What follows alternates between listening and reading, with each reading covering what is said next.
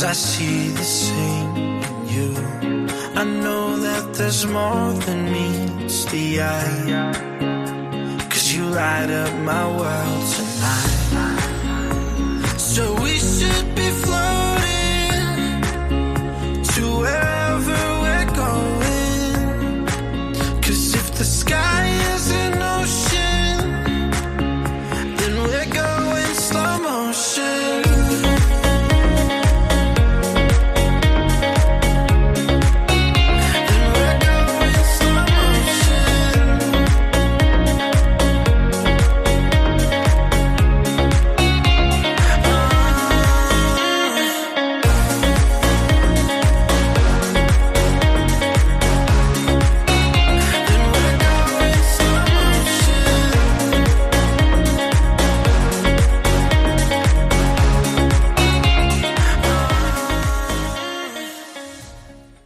Hi, and welcome to Twin Flames Between Worlds podcast. My name is Tabitha. And I'm Liesl. Welcome to our first mini-episode of Season 3, A Court of Wings and Ruin by Sarah J. Maas. Woo! Welcome. Yeah, we haven't done this in a little while, so we're a little rusty. But yeah, so again, I'm going to reiterate to our audiences. Hi, welcome. This is the spoilery for the whole ACOTAR universe up until the end of Silver Flame. So this is spoilers for everything. Everything is free game. We're going to talk about the fall of the Spring Court and the repercussions for how that has impacted not only the rest of ACOWAR as a total, but just in the other books, and kind of our theories then at the end about what we think is going to happen. And I wanted to just reiterate to the audience, I think why we love these so much is because I would like to think that we're both, well, in me, just a Sarah J. Maas universe connoisseur. Liesl isn't at that level yet, but slowly but surely, we are definitely ACOTAR connoisseurs. So this is very much just our base theories, ideas. This is no notes. This is just our knowledge base about what's going on. And our thoughts on what's happening as well. So some of our theories later on, they're not confirmed or anything. So just keep that in mind. We like to think so. I think, of course. I think I know SJM enough because I feel like I guessed a lot of what happened in Silver Flame before it happened because I read, I think it was only up until Frost and Starlight, and then that book hadn't come out yet. So, So yeah, let's just, again, spoiler warning, do not listen to this if you haven't read the rest of the universe. Please don't. Or if you do and you don't care, yeah, okay. Great. Okay, great. You could just... We warned you, you can't take it out on us. I think it's more of like a just, okay, even if somebody did listen to this, they wouldn't understand half the stuff we were saying anyway. So I think it's not even just a spoiler. It's like, why? But if you want to, I don't mind. So yeah, I guess we'll talk about, I guess this is also just another chance for us to talk about how horrific the first part of this book is. Yeah. Of just her, Feyre, going back to Spring and completely wrecking them without them knowing. Yeah, she's like totally in control here. Because like, obviously it starts out with her being so, again, kind of like how in Mist and Fury, Rhys said that Tamlin wanted her to be. Remember, like, I think it was like at the beginning where he said, he wants you to be the pretty lady who does all the paperwork and just kind of sits in the house, doesn't do anything. She is playing the role that Tamlin wanted her to play without him actually saying it. But at the same time, she's playing a bajillion other roles as well. Mm-hmm. You know, she's being friendly to the sentries. She's pretending to not be pissed at Ianthe. She's also playing the role of someone who was attacked by the Night Court, which obviously we know that's a lie. Yeah, no, it's, I think the hardest part of her deception is being nice to Ianthe. I feel like if I'm gonna say that. Yeah, she wants to rip her eyes out at every single moment. Even the Hybern Royals and Jurian can't compare to how much we don't like her. No.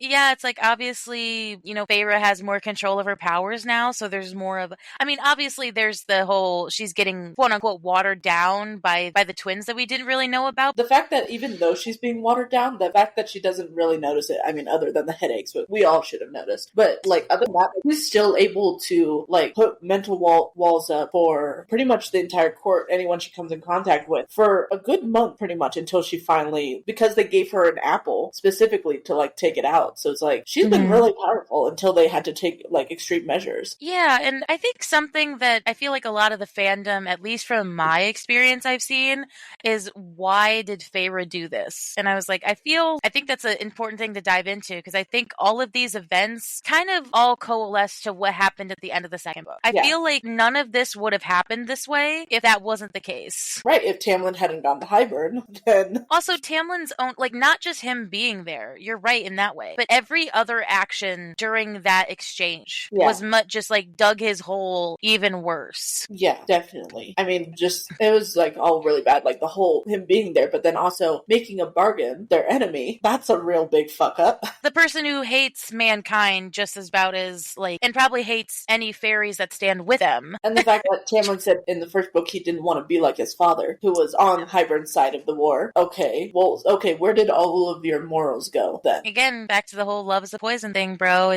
He was misguided, and it's like he got what he wanted, but then it's like the whole genie in the bottle thing, right? When you wish for something, and then you get it in your face, but it's not what you actually wished for.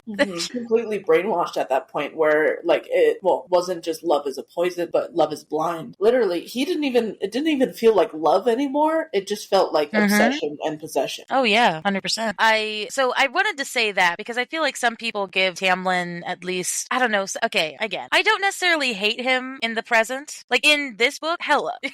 He kind of gets a redemption at the end, but again, I think all of it, I think what perfectly cements that into play for me is how she said, and I think we definitely brought this up in the last episode, about how she gave them the rope and he hung himself with it. Yeah. That imagery of, okay, I kind of set pieces on the board. You were the one that moved them, not me. You could have done, if anything, that was kind of her last ditch effort to be like, I want you to choose the other path. I want to give this to you, but I want you to do something else with it. But instead, you did the one thing that I knew you were going to do. Yeah, I hoped that you wouldn't do. So I feel like at every turn, he was given the opportunity to do something else, but she knew because of his personality or how he felt in the moment about it, that would win out above all else. She gave him so many chances. Like, I'm almost impressed with how many different chances she gave him. Yeah, like if we could just break that down, I mean, obviously at the beginning, I feel like probably the nightmare, the faux nightmare, probably one of the first decisions of how are you going to react to this? Right. Like, because if we remember, she like fauxed her tears and fauxed a nightmare so that she could be whipped into Lucian's arms and there'd be this misunderstanding. Well, about and the misunderstanding was even like the first day she got back about like Lucian looking at her or whatever. Yeah, but even if we just stop there for a minute, like just the coming back at the end of last book when Lucian was just like, "How did you get out?" and Tamlin immediately it's like, "It doesn't matter. She's home now."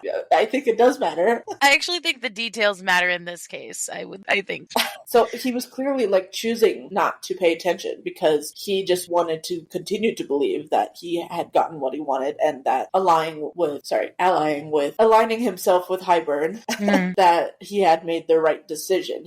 I think he was trying to convince himself that he had made that right decision, that was the right thing to do in order to favor back. But he was totally just trying to delusion himself. I think that it was kind of something Lucian brought up in the first part of this book, where like we've already went through the section where they're kind of implying that they were going to double cross Hybern. Like again, I don't think, and from our knowledge of ACOTAR, obviously he does double cross them in the end, and I think that was always the goal. But it's like he went with the worst case scenario because he thought the second worst case because he thought Rhys was the worst case, and then went with Hybern because he thought, go against at least one evil and not two. Right. Which he gambled wrong because he totally misunderstands Rhys here. Never an evil.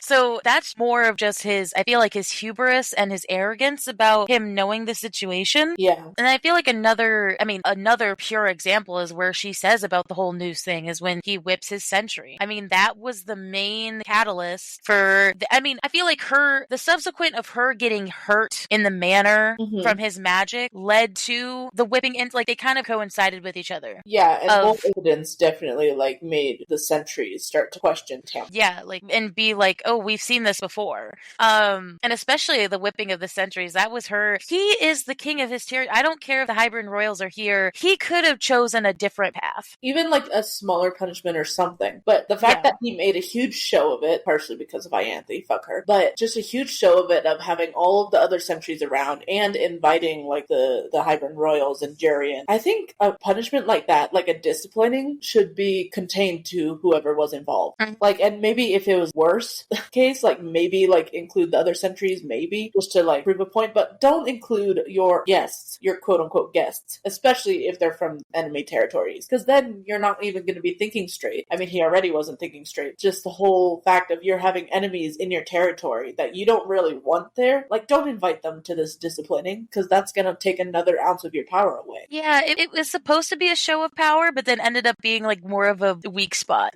Very much so. And then it ended up causing him to lose, like people lose his support. And I feel like if anything, it was supposed to, like, Ianthe won that battle. Yeah. That was her win. Yeah. And I never understood this. Okay, even to this day, even though I know everything, and can we just say, thank God she's gone, dude. I cannot wait. I am so hyped for us to get to where she just swan dives. Okay, Yeah. I just can't wait for her to die. But because I think we're both kind of just like, hey, just wait, she'll die, just wait.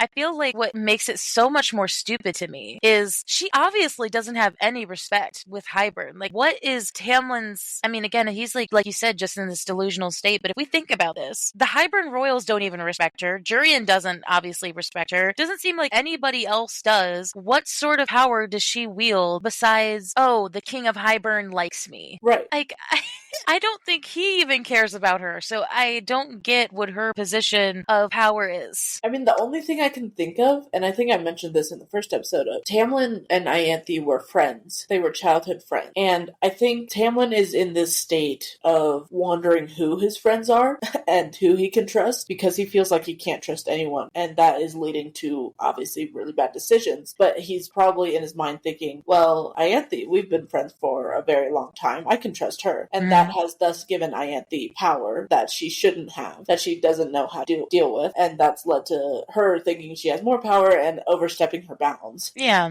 I agree. It's just, I guess I think from like a purely political perspective, it's like she has no gain and no loss. So it's totally stupid to think of her as a chess piece. But she's lower than a pawn. I think Feyre then, because obviously we haven't gotten to that point, obviously, in our main episodes, but the event of the Hybern Royals getting killed, Feyre killing them, and subsequently Ianthe's injury, make everybody leave him. Yeah. Because because again, I think there's like two rumors going around. The one is that Lucian and her ran away to be together, which, dumb.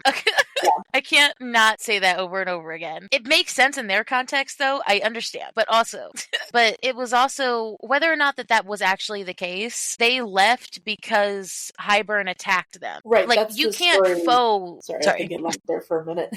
That's the story that, like, Feyre was trying to spread, that she had implanted into the sentries' minds. She ran away with Lucian specifically because, well, actually, I guess we don't really know if she included Lucian in there because he was kind of a last-minute thing. But basically, her story was that she ran away because the Hybern Royals attacked. She fought back and killed them, but still ran away because she was so scared. Yeah, and I don't think those, because she ended up losing her powers, I don't think she actually released those yet. But also, like, the fact that plain as day, the Hybern Royals were dead. Yeah. Obviously, some fighting was going on, and of course, they fled. So they came up with their own assumption, like, obviously, Hybern attacked them, they're dead, and so Tamlin didn't protect her. So, again, her whole paragonness of Cauldron Blessed, that whole plot line was cool as well, because now, she always was the savior, but now there's, like, a whole different level to it, of now that she's a fae, and she has powers, and da-da-da. There's a more queenly-esque nature about her, which we'll get to later, that they think about her as. And it's another level as well of, like, I mean, of course, Tamlin didn't protect her, so they're assuming, like, she ran away because she was scared. So it's like, okay, did Tamlin, like, scare away our Cauldron Blessed savior, our lady, not even High Lady, but just our lady? So the other point of, like, well, if a Cauldron Blessed savior doesn't want to stick around with Tamlin, why should, like, he's clearly not worth her protection or honor or whatever. And especially when I think, yeah, you're right, because then I feel like that's such an interesting dynamic then when it becomes common knowledge that she's the High Lady of the Night. Because again, you'd think that was some level of, oh, she was bad all along, but I feel like if anything that hurts Tamlin more, because he took somebody's mate from them and tried to force her to be with him. The thing that he was saying that was bad about Rhysand ends up backfiring on him. Right. He even went to an enemy to try and break a mating bond, which is like the most sacred thing among fairies and fae is the mating bond. And he tried to have it broken just because he wanted his runaway bride back. And obviously they know from her being with him that they weren't really happy, at least in this section. Before, you can say whatever, but they know from here on, like, no, they weren't in love or, together in any way. Yeah, so what I was saying was, clearly, I think the Sentries, like, are able to put two and two together, because they're not necessarily dumb. They just used to have, like, blind loyalty to Tamlin. They're probably considering the fact that, like, now they're, like, no longer sleeping together. They weren't even, like, sharing a bed. On top of that, the whole explosion in the study, and obviously the whipping when he ignored her, and now the cherry on top of that, just being that she ran away because she was scared. Like, it makes sense. It makes sense why they won't follow him anymore. I feel like when later it's brought up, like, and we'll bring this up again when they call it, like, the Great Deception or anything, but I feel like it's funny because,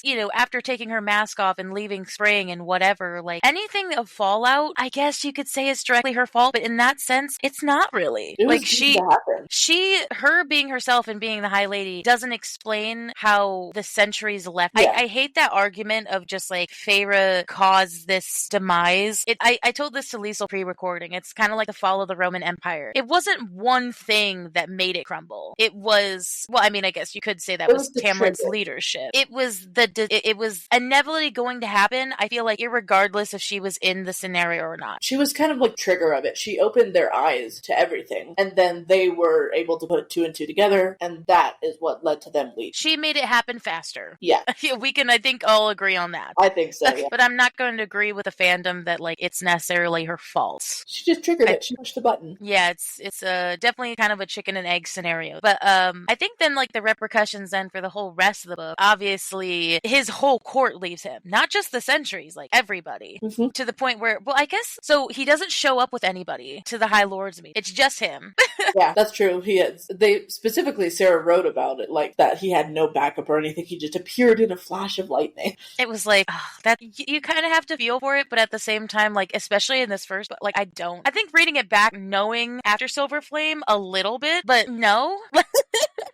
Still no? Still no. Because obviously there's the whole, like, dynamic of he goes to the High Lord meeting, right? But then he, like, apparently double crosses them afterwards. Yeah. So going on for what I was saying about, so basically subsequently what happens is then after the High Lord's meeting, he, like, double crosses them and supposedly goes back to Hybern and tells them all the stuff that he gave, which we know isn't true. It was kind of like a play on he's kind of the spy for them, which I love how it was Rhysand that was saying that, like, out of everybody, he was like, I don't think Tamlin's lying. Considering everything that Tamlin has done and how much Rhys very much hates Tamlin because of how he treated Feyre, like, for Rhys to be saying that, I would trust that. Yeah. And I think in the moment, it's not like I was obviously reading ACOTAR first time, I wasn't kind of speculating anything. I kind of was just going with it. And then obviously when it turns out to be true that he was double crossing them. Right. And he saves Feyre and from the camp. Then of course he shows up in the final battle with, at least he said, I think it was like 100 men or something like that.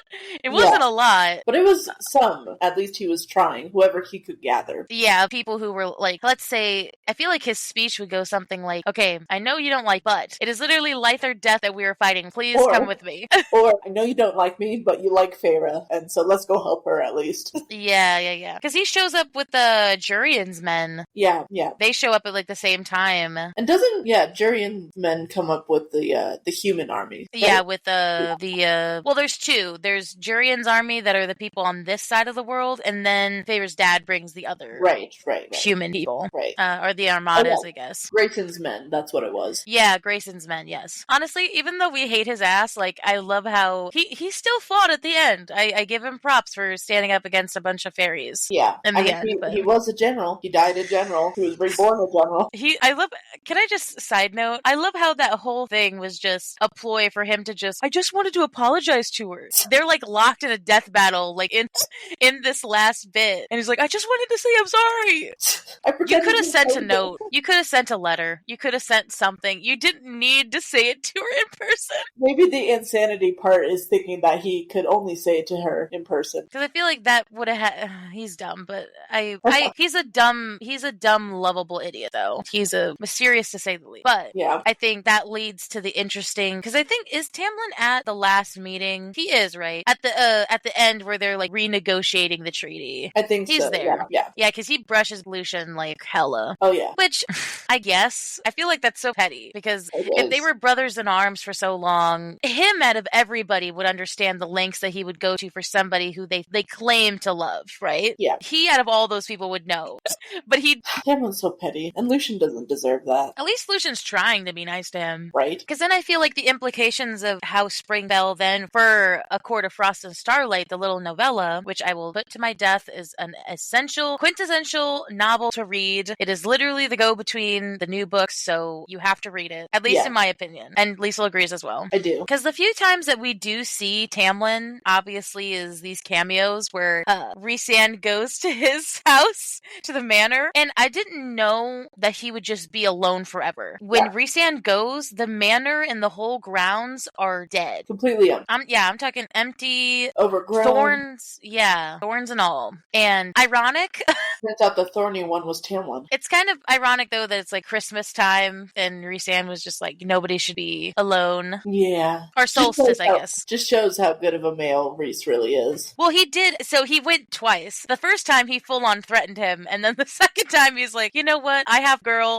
the great life, you know what? Let's not kick a man while he's down. But I think in the first part at least, yes, Lucian is there, and he's like hunting their dinner for them. Yeah. Because there's no one there to cook it. Right. And Tamlin refuses to hunt, apparently. Well, because I guess it was one of those things where I think I understood that the sentries left, but I didn't think the whole staff would leave. Right. I mean, part of me wonders if maybe it's because Alice left. Ah. Like, Alice left, and they probably, I mean, because she said it herself that servants chatter. So, yeah. What if, like, Alice told them that she was leaving, and when they talked about it, they started thinking about it themselves, and maybe they left for that. Well, and if you think about it, he treated a beloved sentry like that. How would he treat just a lowly servant? Yeah. That's a good question.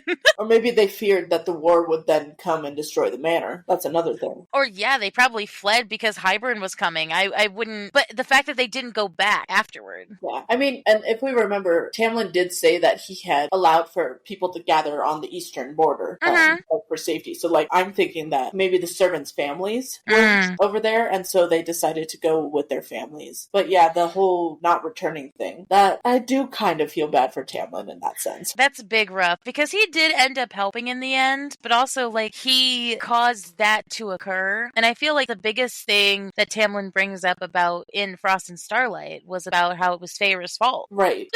It was your High Lady's fault that this happened. And it's like, okay, you're playing the blame game when you know full-blown who it was. You're just not verbalizing it. Because she did. Like, she did give him so many chances. And he just is taking that as like it's kind of like a full black and white, which is how Tamlin has always been. Yeah. And, how do I say this? He probably thought that he was white and Rhys was black, but turns out black is better. I know. In more ways than one, my friend. Many ways, yes. Oh, good. No, you kind of walked into that one. Like, I knew what you actually meant, but also... I mean, maybe I guided it there, too. Anyway, sorry, I went off for a second there. I was like daydream.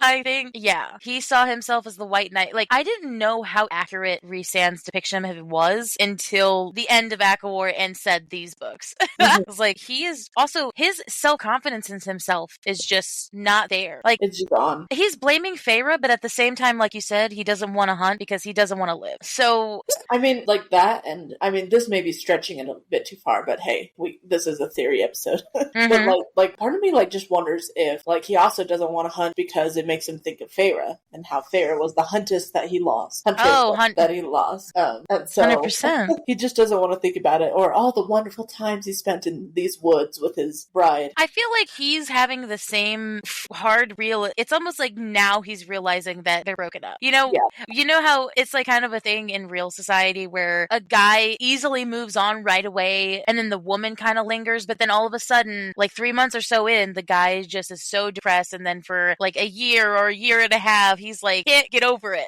Yeah, very much like a cliche thing that I've seen, and especially actually some of the old Vines is like people say girls immediately after breakup are like eating ice cream and crying to their friends, and guys are out partying already, and then it flip-flops later on, like you said, of like girls are out living their good life, still hanging out with their friends and like happy and everything, and then guys are like, why did she leave me? I want her back. Because they actually processed it, the woman went through the pain and processed the breakup to then get to the place where she is versus then, and that's what happens a lot in relationships where like the guy will come back a year later and be like, baby, I miss you. Right, because It's he's like, finally realizing, he's like, wait, you're happy without me? I don't like that. yeah, so this is typical school book, textbook level of guy is finally realizing that it's over. And like he's like letting himself go. He's not eating properly. He's not shaving anymore. Basically, and I think at this point, because like obviously in Silver Flame he turns to like he's not even in human form anymore. He's just full blown beast form. I think he here thinks all he is a beast. I feel like here his hands. I like if I remember it, like his hands and feet are clawed. Mm-hmm. He has like it's kind of like aggression. He's semi beastly, but not.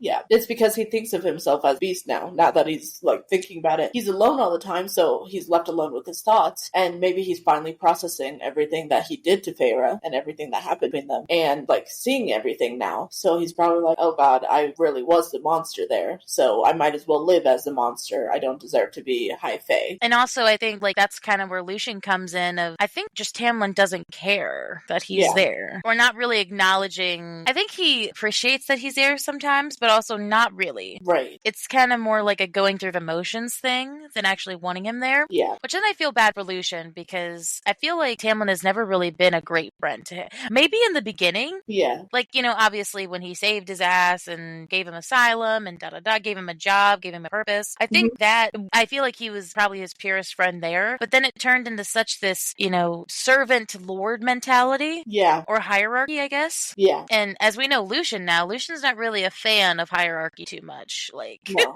Lucian prefers more of a democracy kind of vibe. Yeah. More of a let's talk it out and then we can decide together thing. Well, because he lived under like a full-blown dictatorship where he was living in Autumn. So I don't feel like he truly noticed how similar Tamlin was being to then where he grew up. Because he was just so, well, he saved me. How could I, you know, say anything against him? Right. But then it was getting harder and harder to follow it because Tamlin was just treating him lower and lower. Yeah, so again, I feel like this is where I wish we had more background about has he tried to go and talk to his people? Has he tried to go to those border villages and apologize? Right. Or go to those sentries that he, you know, abused and mistreated and try to talk things out? Or is he just so self-wallowing that he's not going to go and try? Right, which kind of the vibe I've been getting right now is just that he's self-wallowing.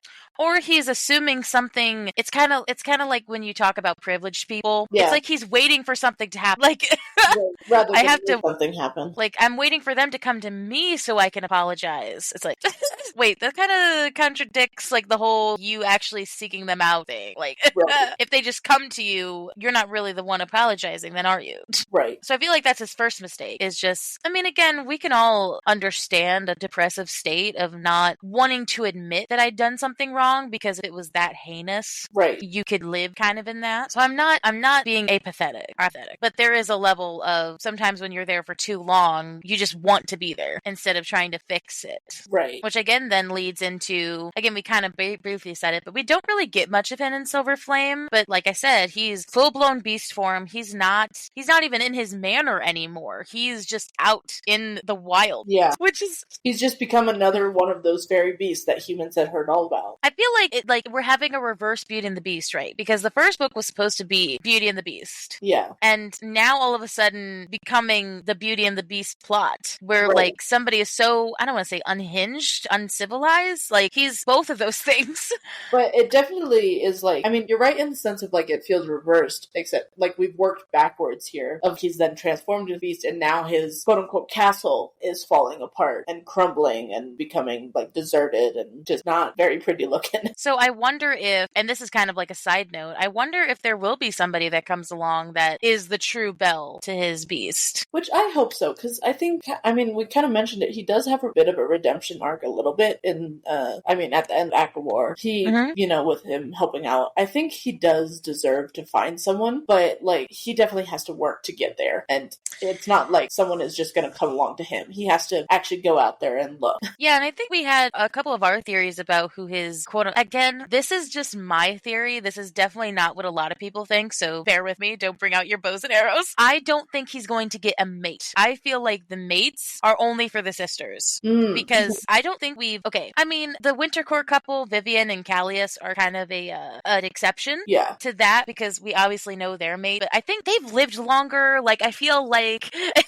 if we're talking about the mates that are actually mates in this world right now that know they are, it's Rhys and Feyre, Nesta and Cassian, and Elaine and Lucien. I don't think anybody else is getting a mate. Oh, well, I hope that Azriel gets a mate. But, like, I mean, I guess that goes against my fucking theory that I had. Okay, maybe Azriel will get a mate. Maybe it won't. Maybe he'll defy fate and just choose somebody instead of it being, like, a fate thing. Because I feel like he's been waiting for fate, kind of like Tamlin has, of waiting for something to happen when, oh, there's somebody right here that I could just swoop up and be with. That being Gwen. But I guess, in my opinion, for Tamlin specific, I don't think he's going to have a mate because I feel like he was so pro-mate beforehand. I feel like he's not going to get one. I agree with you along those lines. I think my reasoning behind it is that I think the mother is not, at least from what we heard, like the mother doesn't necessarily choose sides, but like kind of just looks at everything and sees what like is worthy of stuff. And I feel like, and this is more theory than anything, it's definitely not backed up by much, but like that the mother is like watching over Tamlin and seeing like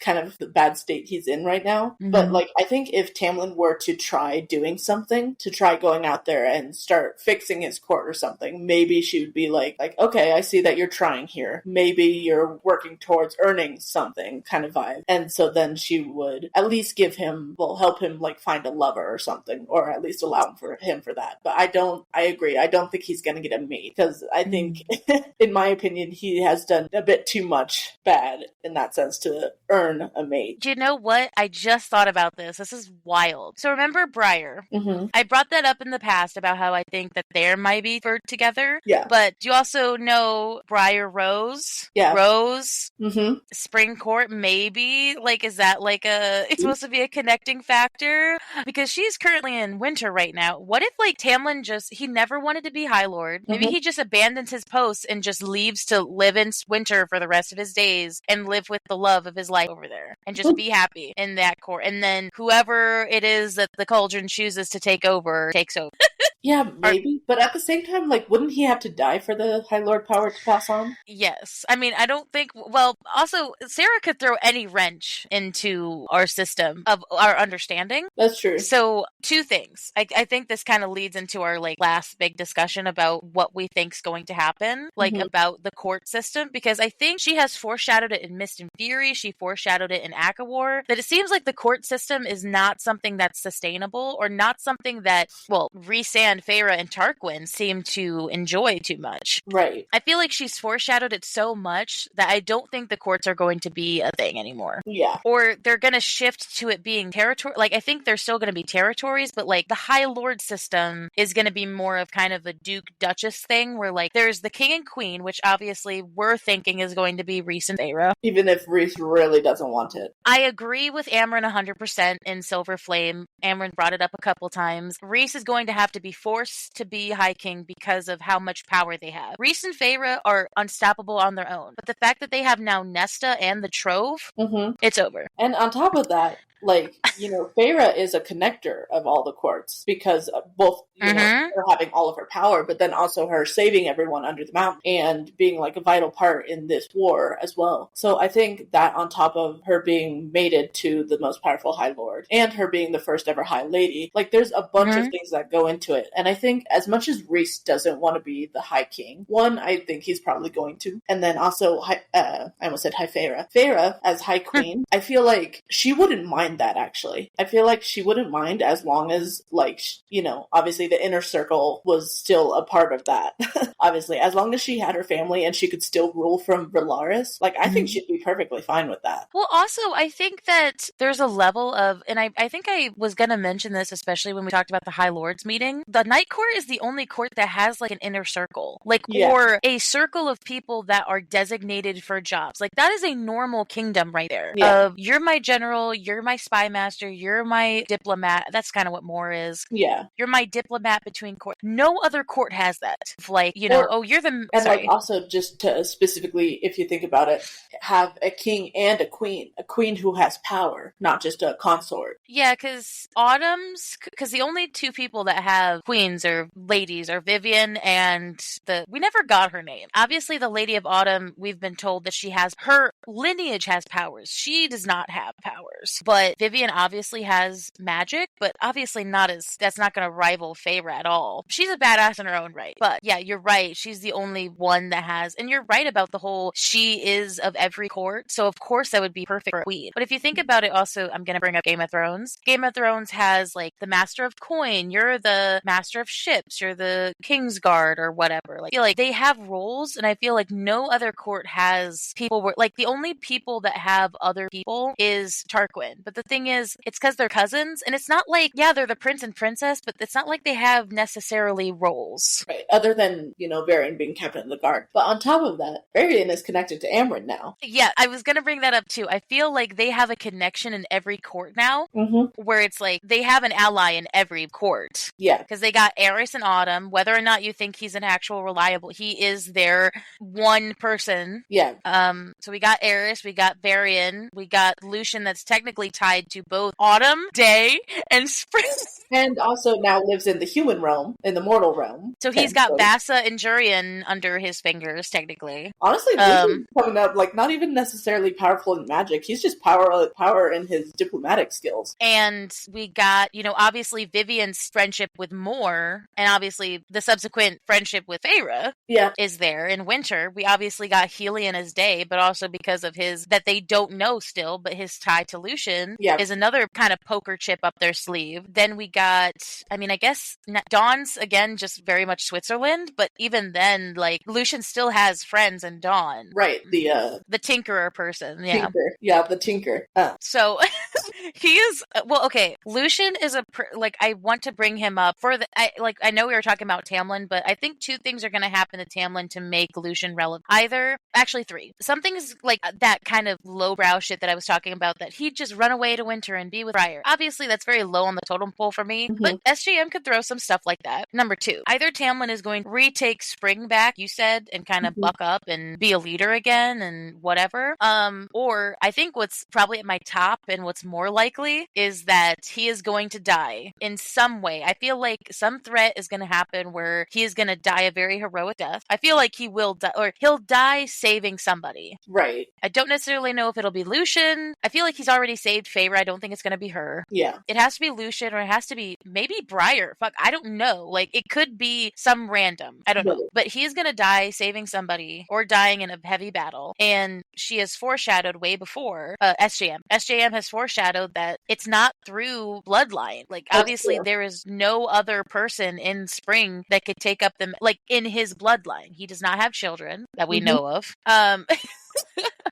So I think it's going to be passed to Lucian. That makes sense. And especially because Lucian has so many different connections. Because who else would take it? Like, there's nobody else in Spring that we would know of that would take that mantle. Right. If Lucian ends up getting into Spring, if he does end up High Lord or at least leader of Spring, that maybe suggests that Elaine will then go down there. And they brought that up a couple times, where, especially in Silver Flame, talking about how Elaine would be perfect in Spring, which, if Spring changes, I would feel good about that, but also not at the moment. No. Right now, it's not great. But then, kind of subsequently, it's kind of a domino effect, right? If Lucian becomes the Lord of Spring, then that kind of puts in the domino effect of the courts falling, their own separate territory. Because if they have Lucian, they got Tarquin, they got Callias who is in their back pocket, they have Helion who's for it. Day, obviously, he's going to follow the pack, and the only person that would be out of place is Baron, which we know he's going to die by Aerys' hands. Clearly, Aerys is working on something, cooking something up. And Aerys would follow Rhysand because he has been for this whole time. Right, mostly because he doesn't want his father around. And he's working on stuff, I guess. He's kind of worked towards his own redemption in a way. But I can totally see, though, then, like, all of the current High Lords would then become heads of their territories, not courts. Kind of like what you were saying. And then they'd all fall under Rhys in the Inner Circle. Rhys' favorite. It's kind of like what you said about people not liking change, and especially in where they're kind of immortals, that change change is not something that but Tarquin is very much a proponent of that.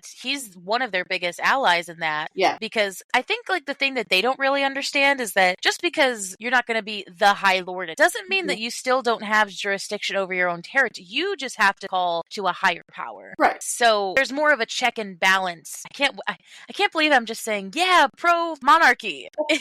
I think it's more like there's a check over them than would be necessary if they were all kind of dictators of their own court. Right, because I think at this point, it just feels like there's too much power that's like all divided. Kind of like what you're saying, it's hard to believe we're trying to say put all of this power under one group's like control. But at the same time, that one group is probably the best group to take over. They are dreamers.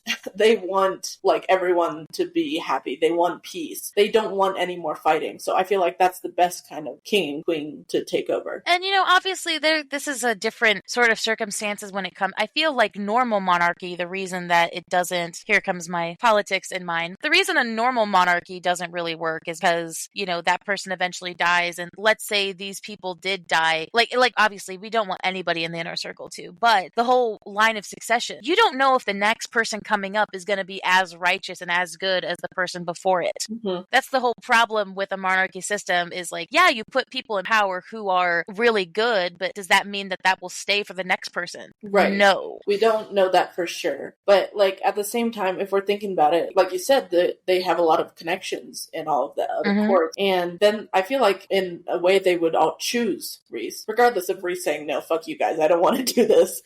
But like at the same time, I think for Nyx's sake, he would, especially if Feyre convinced him as well. But on top of all of this, I also wanted to add in my theory from like everything of Feyre being descended from Fey heritage, specifically powerful Fey, potentially even the mother, who knows? Mm-hmm. I feel like that's why she was just fated for all of this. Like the mother had this all planned out. Well, because we also have to think about what the next, so ACOTAR 6, when it comes out, what is the next big bad? The next big bad is obviously going to be, okay, they say it two different ways. They say Koschei, but we say, so Kosechi is how I originally said it, but Koschei is how you actually are supposed to pronounce it. I think Kosechi is funnier though. I think it is. But if we kind of use them interchangeably, sorry. But yeah, Kosechi is the next big problem. Yeah. Obviously. We got he's the last of him in Silver Flame. Yes. He's the last death god, and like the whole reason that we did this episode is because of Amren's whole big speech to him. He said, now that you have the trove and now that, problems are coming at our doorstep from everywhere. Baron's trying to double cross him, probably trying to kill Nyx, if anything. Everybody is going to be in danger. You need to take the mantle because all the courts are kind of broke. Amarantha did her work well, and then Hybern just didn't help that. Yeah. And so they're all divided. They need something to bring them together. So, because what she was saying was that we don't want to have another problem like we did during the war where we have to convince these lords to help us. That shouldn't be a thing, and we're not going to have time for that if the whole continent comes against us. Right. So everyone needs to be a united front already. Instead of doing that bullshit like they did with the High Lords meeting. Yeah. Which thankfully turned out to be good in the end, but that was pure luck. The fact that Baron wasn't really even in the war, it was just Eris leading Autumn's forces. Yeah, he didn't even show up. It was dumb. So obviously that's why we wanted to talk about it, because the implication of spring falling has so many other repercussions to how we think it's going to, and it's so interesting because again, spring was where we started. That was the court that anybody who reads ACOTAR for the first time thinks we're going to stay there forever, and it's like, oh boy. Right. If you could only imagine where it ends. Yes. So yeah, I mean, is there any other theory you want to say before we tell the people goodbye? I don't think so. That was like just a lot like to think about, and it's like always so fun to think about what might come next. Oh yeah. And try and like, because when you think about it, because like what we were just talking about, what you just talked about of all of the different connections Lucian has, you don't even really consider that until you take a moment to step back. And I mean, obviously once you've finished all 5 books, but like take a step back and be like, wait, Lucian really has all of these connections all around Prythian and on the continent too. Really fucking powerful. Like he may not have physical magical power, but he has those connections, which can be just as either dangerous or beneficial. And he's too much in his self-wallowing about Elaine to really realize how much power he holds. But I think like you kind of said in previous episodes of maybe Elaine is going to have her villain arc and he's going to go after her and figure stuff out for himself. I feel like that might, if that happens, that will be like the switching point for him to realize how many connections he has. Also, that'll definitely be another topic. Elaine as an evil arc is going to be a whole mini episode. Oh, 100%. It has to, because we have so many pieces of evidence for that to be the case. But yeah, I love these mini episodes because we can just come up with we find all of the puzzle pieces and try and make puzzle. I also want to share it with people who know what they're, I don't want to say who know what they're talking about, who know the whole scope, because once you know the whole scope, like, again, ACOTAR 6 isn't coming out for a while, so we have time to divulge and think about, and like rereading these books also helps me pick up on things I didn't before about like, oh, that's a piece of evidence right there that I could, because I like the unknown and I like speculating. Yeah. That's what makes these books entertaining for me to like keep reading. So so we hope you enjoyed. We always love, we haven't done these in a little while, so I'm really grateful to have done this again, and we'll see all of you guys in the next episode. It'll be episode 3. We'll be talking about chapters 15 to the end of chapter 18, and so we'll actually, if I'm thinking about it, I don't really actually know what that part is. I mean, I think it's a bunch of monologuing. I think we see the sisters again. I think it's her getting back into Valaris and finally going to talk to her sisters. Kind of reconnaissance. Okay, I know what happened over there. What did happen here? Right. And so information back forth in the next game plan about what's going on. So we're preparing for the war now. So so we'll see you guys all in that next episode. We hope you have a happy, healthy rest of your day. Yep. Bye, guys. Bye. I know that there's something you see in me, 'cause I see the same in you. I know that there's more than meets the eye, 'cause you light up my world tonight.